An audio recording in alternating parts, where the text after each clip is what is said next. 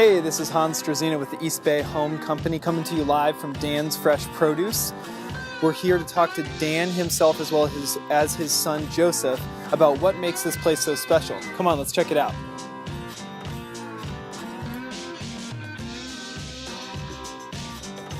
All right.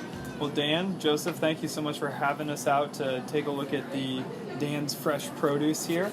Thank you, Hans. You're very welcome. So, why don't you tell us a little bit about the store here? I mean, I know that you've been on YouTube and Facebook, and a lot of people have seen your presence there. You're probably one of the best represented groups in the island on Facebook and social media. So why don't you tell us a little bit about the store and about the location and what you're trying to accomplish here?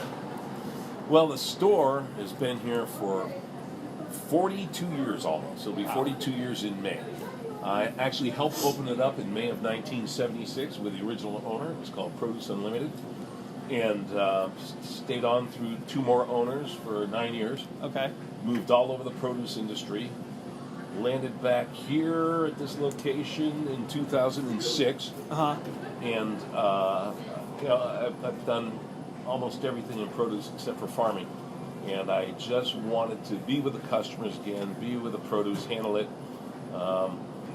So I decided to buy the store, and here I am. Dan's Fresh Produce has been here for now almost 12 years. Wow, so you started your career in produce, and then you shifted around a little bit here and there, and then you came back. That is correct. Awesome. Has it always been this same footprint, or did you do any renovations or anything major to the building and the space itself? No, Look, the building's an old gas station that was built in the 40s. Okay. Before that, it was a huge Victorian mansion. Uh-huh. And so there isn't really a whole lot that could be done with the old man that had the place. His name was Frank Markey, my mentor in produce. Uh-huh. He added this yellow section on and then this section here. Okay. The overhang. Before that, it was just a small gas station sized building, but it moved a lot of produce out of here. Yeah. So the only thing I did was come in and add some of the up-to-date trends in fresh produce. Okay. So that's what I do. Great. So we were talking a little bit before we started the interview about some of those trends, and I know there's been a big local movement. There's been around the New Year's, there's always eat healthy, eat fresh, Absolutely. With the resolutions. What are some of those trends that you're seeing here that are specific to Alameda? Well, the support local trend I've seen come to a screeching halt here in Alameda. I don't know about other areas, but it was very, very big when I first opened the market. Support the local growers, the local businesses, and the whole bit. And we still do support small local independent farms. Okay. Organic, a lot of it. However, the support local trend as it existed when I first took over the market in 2006, right up to about 2015 is when it slowly started dying off. But you also have to remember that a lot of people have moved out of town. Since 2012, over 5,000 people have moved out of Alameda. Right. And the newcomers that have come, I think, are buying mostly online. Yeah. Or are maybe used to big box stores. Mm-hmm. So it takes a little bit more of a marketing effort to get them to recognize, hey, we're the local folks, come on down. It's a bit of a challenge, but I think it's definitely not doable. It's definitely doable, that's for sure. Yeah. So. And what is, other than supporting the local farmers that you do still do business with, what is some of the advantage of coming here versus going to South Shore, going over to Nob Hill? Oh, well, the thing is with our local growers, I call them on the phone or text them or email them an order, and they will pick it, pack it, and bring it in, and it'll go right on the stand. Okay. Now, we do have commercial product as well that you will see in the other stores also. Yep. But we're very heavy on the small local independent grower. Definitely. So it sounds like you have substantially less hands and many less days between the produce coming out of the ground to being on the shelf here that you can sell to people in the community. Exactly. It's freshly absorbed the nutrients from the soil, freshly harvested, picked and packed and put right on the stand. So they're getting, sometimes it's even fresher than you can get at the farmer's market with the same day Wow. harvest. So it's so you guys are really driving that truck around and actually going and picking stuff up and bringing it back here. that truck, and that truck. Yes. Oh wow. Different locations, and I do have a guy that goes and sources a lot of organic produce for me, so that I don't have to do all that running Sure. around. But I do a good amount. So you're actually the one out there picking it out, figuring out what's going to come into the store, what's not, and you're very hands-on. You're not just one of these owners who's kind of stepping back and letting someone else take over the store that has your name on it. No, not at all. I have to know everything that's coming in, who the grower is, when it's picked and packed, when it's going to be harvested, because we also get information from the growers too, saying, hey, we've got a field of such and such, these English peas, and we're going to be harvesting. Do you want any of this? Right. Yes, please do. And this is the amount that I want. So that happens as well. So not only having your name on the sign, but your personal touch and your attention to detail is represented all throughout this space. Absolutely.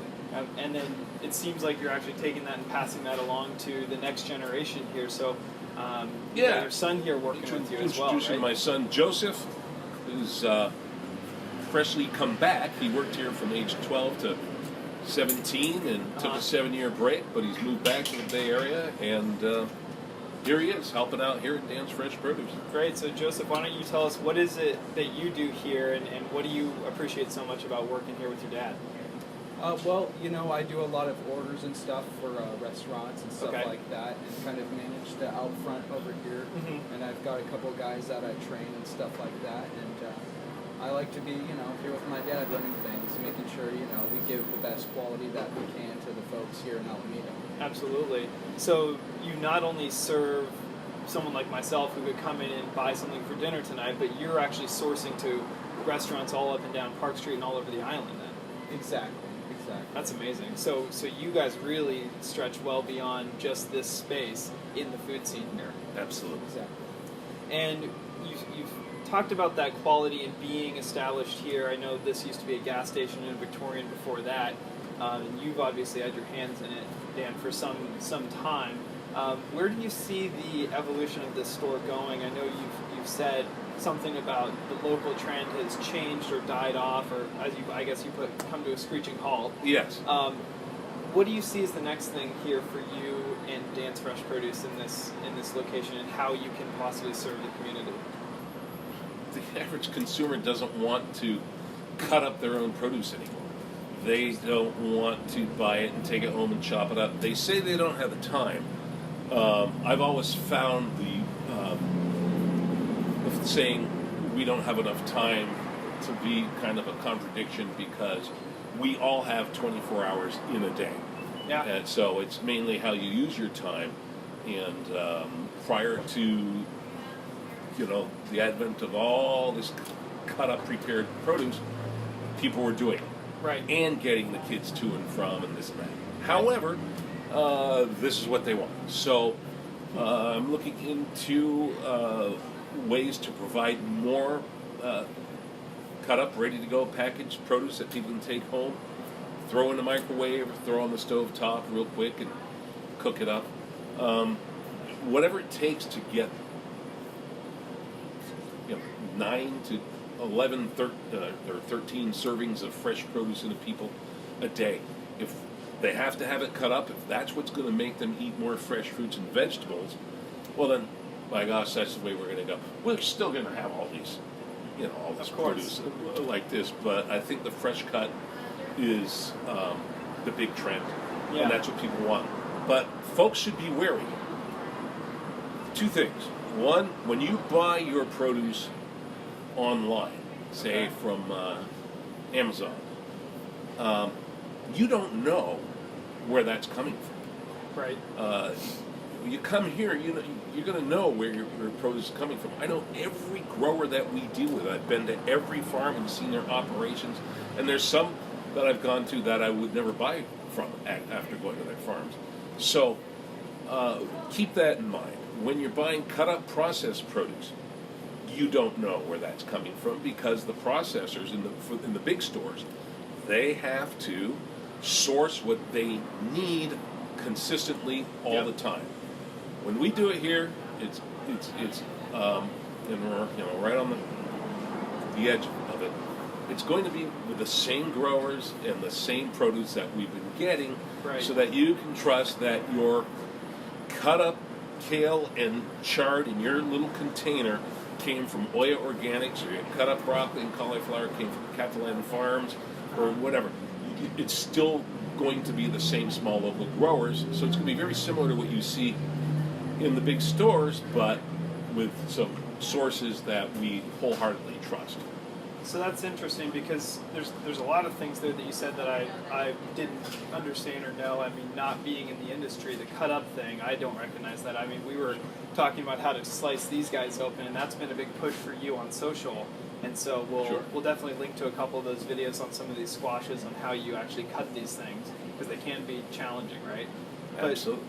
Before we started filming, there was a woman who just came over and was asking you about a specific batch of tomatoes.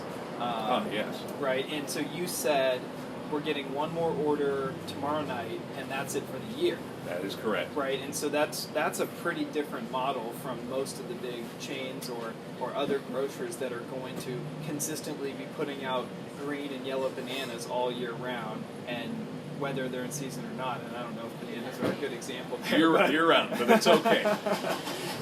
But in any event, what I understood is that there's a commitment to a certain level of quality here that you may sacrifice if you're going to go a different route.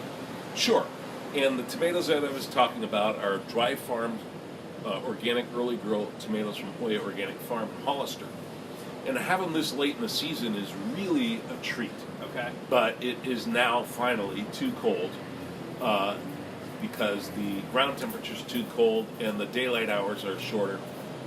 So the plants are just stop producing anything that's going to be salable. Sure. So we're getting one more shot tomorrow night, and then we'll have those on the stand on Wednesday. Now, after that, going forward, then we're going to have commercial tomatoes until tomato season starts again. Got it. But if a customer comes to me in the dead of winter and says, Dan, what's the best tasting tomato? I'm going to tell them none of them. Yeah. And people have heard me say that before.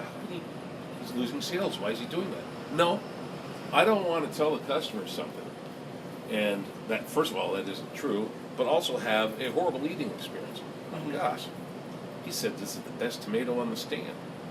Well, none of them are in the winter. Right. They just aren't. Some maybe slightly better than others, and that's with any produce. If they ask me what the best honeydew is, I'm going to say, hey, none. Yeah. It's not like your midsummer melon. And I think people appreciate that. And when the best ones are available, then I'll say, hey, these are the best. However, it's citrus season, it's apple and pear season, pomelos, and right now there's persimmons till the end of the year and some pomegranates. So this is what I'll steer people towards. This is what's in season, this is what's good. Gotcha. So talk to me about how you communicate that, because you look around and you don't see a lot of wall advertising going on, or special this, or half off that. And so, and correct me if I'm wrong, but it sounds like there needs to be this personal interaction so you can actually communicate, or your son or whoever else is here can guide someone into, hey, these just came in, this is the best time of the year to grab them. Yes, and we do communicate that with our employees so that they can answer questions. I can't be here all the time, but that's it. They, of course, pass a lot of information on to my son, and then he'll take it. He'll spread it around with the employees as well. Right. Now, the other thing, people will say, well, grapes in February are out of Chile. Why are you supporting this carbon footprint? I go, well, you got one of these? Yeah. Where do you think these are made? Yeah. You think these are made in the United States of America? Why are you supporting this carbon footprint? Right. Well, I need this. Yeah. You also need the nutrients in the fresh produce. Yep. So one way to get around that, just eat seasonally. Don't eat tomatoes in the winter and cucumbers and eggplants and bell peppers. Okay, stick what's local. Yeah. However, again, we focus on seasonality, but we will bring things in from the other countries to have the full variety that people demand. Yeah. When in season. But our support is local first. When not available, source elsewhere. To me, it really sounds like there's a commitment to what you said earlier: 13 servings of fruits and vegetables, fresh fruits and vegetables in a day, and then providing people with something that they might not be able to get somewhere else, because you take the time to go meet the farmers, source from the fields that are up to your standard, and then bring it here to provide in a unique setting, being an open air market for one, but also very neighborhood centric, where they can actually come talk to you or your son Joseph and learn what's in season, where this farmer came from. Maybe it's just a story about that person in the way that they're committed to bringing in tomatoes or peas or what have you. Sure. And is that fair to say that that would be a pretty big differentiator for you versus anywhere else where you could buy produce on the island? Absolutely. That is exactly what we do. It was the whole concept of Dan's Fresh Produce, was to support the local small farms, bring the stuff in fresh right out of the fields, get it in the consumer's hands, on their table, get it consumed while all those nutrients are still in there, and the flavor and the enjoyment of it. It's a whole different ball game. Oh, yeah. My gosh, you can buy the commercially grown greens and broccolis and chards and oranges and the whole bit, but there's nothing like the stuff that comes from the small organic family farms. When I say organic family farms, I mean there are kids out there working, there's husband and wives, anything from 4 acres all the way up to 60 acres are the small family farms that we deal with. Absolutely. So, folks, if you want the best, like these apples right here that come from the Durham Valley Apple Farm in Durham Valley, which is up north past Redding, Chico, that area, and you want that crunch,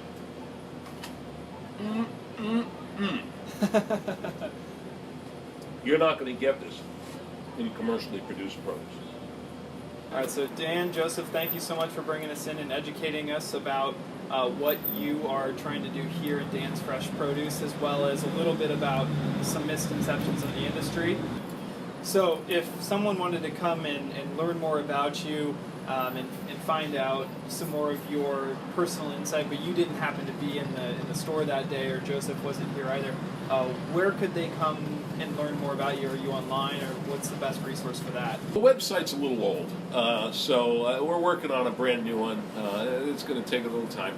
However, our Facebook page is very much alive, Dan's Fresh Produce Alameda. Our Instagram page, at Dan's Fresh Produce, at Dan's Fresh. Our Twitter, at Dan's Fresh. Our Tumblr, at Dan's Fresh. And our YouTube page, Dan's Fresh Produce YouTube page. There's a lot of videos there as well. So check us out. And without a doubt, check us out.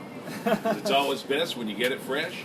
All right, you worked on that. That's great. Yes, that's right. All right, Dan. Well, thank you so much for your time. Thank you, Hans. Joseph, it's a pleasure. Thank you. And congratulations on what you're doing by bringing the local businesses and local organizations to the forefront of the people here at Alameda. Well, thank you. We're looking forward to getting some more followers and some more people to come in and try your produce. Excellent. All right.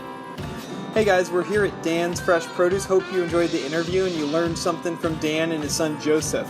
Like, comment, and share on the video, and you'll be automatically entered to win a farm fresh box hand-packed by Dan and his son Joseph, right for you. We'll announce the winner next week in our very next video. And until then, this is Hans Struzyna with the East Bay Home Company. Best of Alameda signing off. See you then.